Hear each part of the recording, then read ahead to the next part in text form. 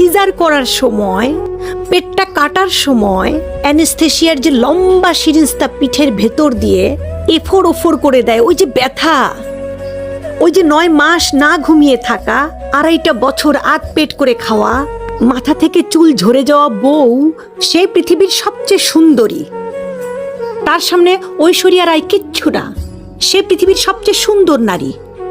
মাতৃত্বের দাগ পৃথিবীর সবচেয়ে সুন্দর শিল্পকর্ম, এটাকে যারা সম্মান করতে পারে না তারা মানুষের মধ্যেই পড়ে না। আপনার বউয়ের শরীরটা ঝুলে গেছে, আপনার বউ একটু মোটা হয়ে গেছে, আপনার বউয়ের হাঁটুতে ব্যথা কেন হয়েছে?